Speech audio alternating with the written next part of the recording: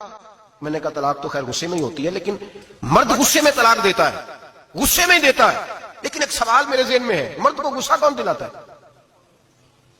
ایسے تو نہیں تھا نا کہ ریڑی والے سے ٹکر ہوگی تو گھر آ کے بیوی کو طلاق دے دی، یہ تھوڑی ہوتا ہے کہ باہر اس کی جو ہے وہ موٹر سائیکل کسی کے ساتھ ٹکرا گئی تو اس نے کہا مجھے غصہ چڑھ گیا تو میں گھر آ کے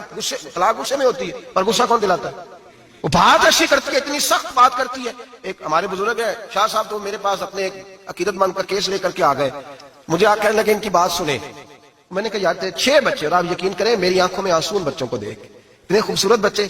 تو میں نے کہا کہ کیوں تو نے طلاق دی؟ کہنے لگا اس نے کوئی ایک دفعہ نہیں 100 دفعہ مانگی ہے، اور کل تو اس نے جملہ اس طرح کا، جب طلاق ہوئی تو اس دن اس نے جملہ اتنا سے مجھے کہا اگر باپ کا ہے تو دے طلاق۔ اب لوگ بھی 100 کھڑے تھے تو میری غیرت کا مسئلہ بن گیا، تو اشتعال کون دلاتا ہے؟ اب سنیں ترمذی کی حدیث، میرے نبی کریم سید عالم صلی اللہ علیہ وسلم نے فرمایا 500 سال لگیں گے جنت میں جانے میں۔ اتنی دور بندہ ہوگا کہ 500 سال کا سفر ہے، اتنی پہلے جنت کی خوشبو آنے لگ جائے گی۔ ترمذی میں میرے نبی پاک نے فرمایا جس بی بی نے زندگی میں ایک مرتبہ بھی اپنے خاوند سے بغیر شرعی وجہ کے بد مذہب ہو گیا، بد عقیدہ ہو گیا، اس کے مزاج میں کردار میں گندگی آ گئی، بغیر وجہ شرعی کے اگر کسی عورت نے زندگی میں ایک مرتبہ بھی اپنے خاوند سے طلاق کا مطالبہ کیا تو اللہ اس بی بی کو جنت کی خوشبو بھی نہیں دے گا، ایک مرتبہ بھی۔ اور جو روز کہے دن میں 6 مرتبہ کارفارت 6 معنی دار، یہ حدیث رٹائیں عورتوں کو، انہیں سمجھائیں کہ گھر ٹوٹ جائے گا جس دن اس نے دے دی۔ اور یاد رکھیں شیر آ گیا، کسی نہ کسی دن شیر آ بھی جاتا ہے، یہ نہ سمجھے کہ روز حوصلہ کرتا ہے تو خدا جانے کیا بنے گا، کسی نہ کسی دن شیر بس الشیطان جاسم علی قلب ابن آدم، شیطان گھر ٹوٹتا ہے اس لیے کہ نہ مرد حوصلہ کرتا ہے نہ عورت حوصلہ کرتی، تھوڑا سا حوصلہ پیدا کرے۔ اور ہاں بیوی اگر کبھی کسی ایسی بات پر بات کرے یا اس کا مزاج ایسا ہو، تلخ ہو،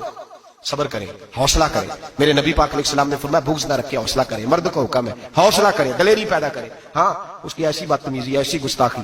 جو حقوق و فرائض کے معاملے ہو، ماں باپ کے حق میں ہو، کوئی ایسے مسائل ہو، مقدس لوگوں کے حق میں ہو، تو پھر اس کو، وہ تو ایک صحابی کی بیوی نے حضور علیہ السلام کے بارے میں نازیبا کلمات کہے تھے تو انہیں قتل ہی کر دیا، تو قتل ہی کر دیا،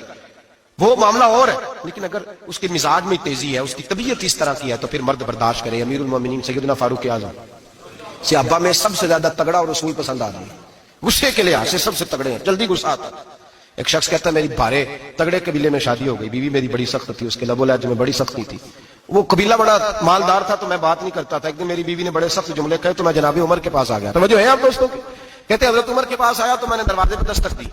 بیوی کی شکایت کرنے آیا کہ ذرا مہربانی کریں، تو کہتے ہیں جناب عمر اندر سے اٹھے تو ان کی زوجہ بولنے لگی، کہنے لگی بس آ گیا آپ کو کوئی بلانے والا؟